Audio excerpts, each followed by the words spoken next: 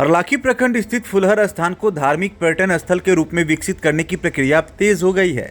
इसी क्रम में मधुबनी के जिलाधिकारी आनंद शर्मा ने बुधवार को अपर समाहर्ता मुकेश रंजन झा, ओएसडी नितेश पाठक और सीओ रीना कुमारी के साथ फुलहर स्थान का निरीक्षण किया। उन्होंने पुष्प वाटिका, माता गिरजा मंदिर और तालाब सहित अन्य स्थलों का दौरा किया।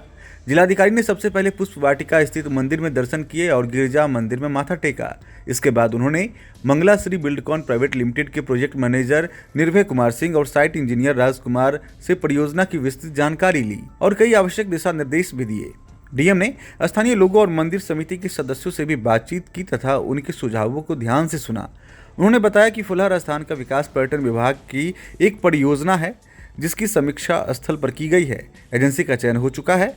ऑन मार्किंग कार्य जल्द पूरा करने के निर्देश दिए गए हैं जिससे कार्य में तेजी आएगी। फिलहाल देखिए डीएम आनंद शर्मा इस बाबत क्या कुछ बता रहे हैं।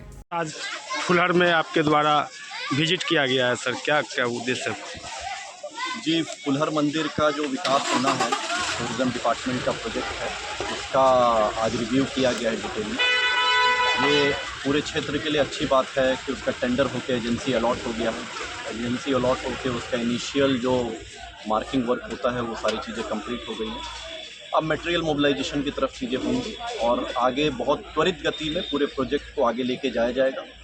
सभी यहाँ पे ग्रामीणों से भी बात हुई, सब में एक हर्ष और उल्लास की एक लहर है इस चीज़ को लेके और पूरे क्षेत्र में बड़ी खुशी है इस चीज़ को लेके। तो सभी लोगों के लिए इतना बुरा प्रोजेक्ट जो इस पूरे क्षेत्र में आ रहा है, इन सभी के लिए एक बहुत अच्छी चीज़ है।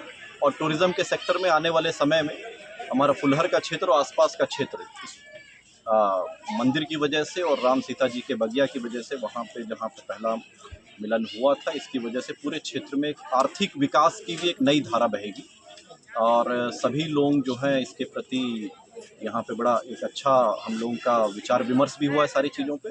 प्रशासन पूरी तरीके से प्रतिबद्ध है, इसको टाइमली हम पूरे प्रोजेक्ट को संपन्न कराएंगे। कब तक सर ये बताएं? ठीक है।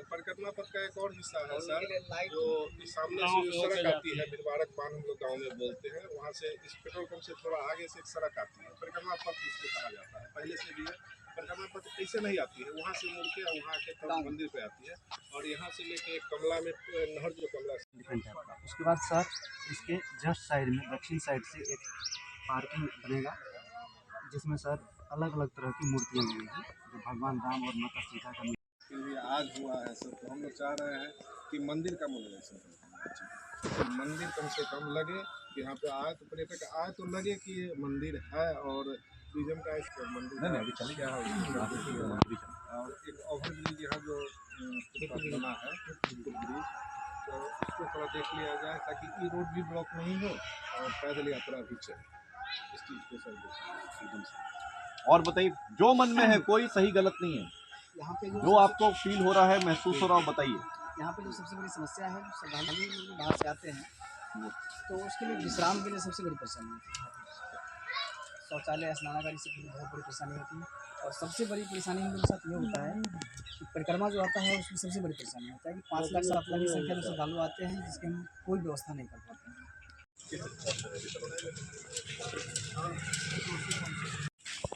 फिर तो हम कर ही देंगे।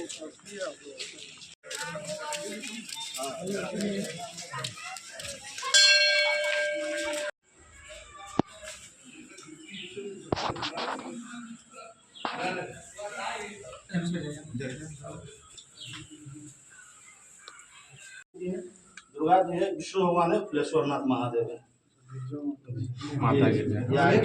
परिवार एक साथ यही है गिरजा में और यहाँ सातों बहन एक साथ मिलेगा यहाँ पे।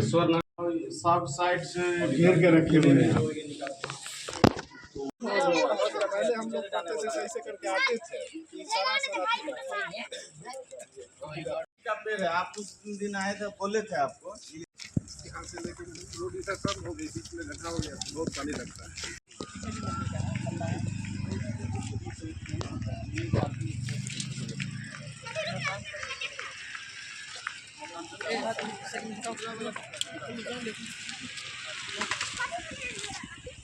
चलो समझ